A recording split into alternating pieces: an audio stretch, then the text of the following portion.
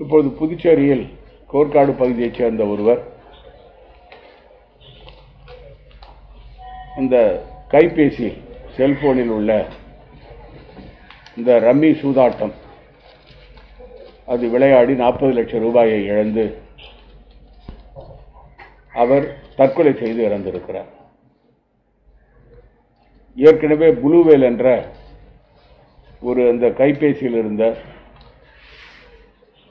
அந்த ஒரு ஆப் மூலமாக நிறைய பேர்கள் தங்களை உயிரை மாற்றிக் கொண்டிருக்கிறார்கள்.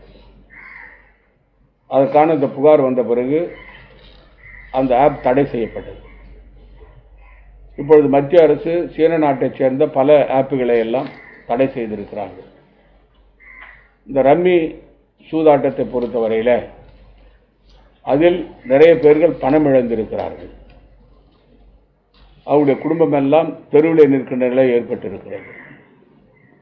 ஆகவே இதை தடை செய்ய வேண்டும் என்று சமூக அமைப்பைச் சேர்ந்தவர்களாக என்னை கோரிக்கை வைத்தார்கள்.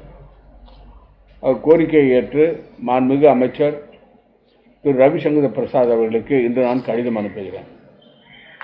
கண்டிப்பாக இந்த ரம்மி ஆப்பை பொறுத்தவரையில் அதை தடை செய்ய வேண்டும்.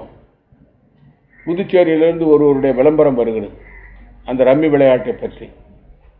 நான் புதுச்சேரியைச் சேர்ந்தவன், நான் இந்த ரம்மி விளையாட்டில் எனக்கு மாதம் 40,000 ரூபாய் கிடைக்கிறது என்றெல்லாம் மக்களை தூண்டுவதற்காக இந்த விளையாட்டில் கலந்து கொள்ள வேண்டும் என்பதற்காக, ரம்மி விளையாட்டில் கலந்து கொள்ள வேண்டும் என்பதற்காக இந்த விளம்பரம் வந்து கொண்டிருக்கு. அந்த விளம்பரமும் தடை செய்யப்பட வேண்டும். அந்த ரம்மி விளையாட்டு மட்டுமல்ல, எந்த சூதாட்டமாக இருந்தாலும் அது தடை செய்யப்பட வேண்டும் என்பது எங்களுடைய அரசினுடைய எண்ணம். இது மத்திய அரசுடைய கட்டுப்பாட்டில் இருக்கின்ற காரணத்தால் அந்த ஆப்புகளை எல்லாம், அந்த பதிவுகளை எல்லாம் மத்திய அரசு தடை செய்ய வேண்டும் என்று மாண்புமிகு அமைச்சர் ரவிசங்கர் பிரசாத் அவர்களுக்கு நான் கோரிக்கை வைக்க இருக்கிறேன். அதற்கு முக்கியமான காரணம், அப்பாவி மக்கள் இதை நம்பி அந்த சூதாட்டத்தில் கலந்து கொண்டு அவர்கள் தங்களுடைய உயிரை இழக்கின்ற ஒரு நிலை ஏற்பட்டிருக்கிறது. அது தவிர்க்கப்பட வேண்டும்.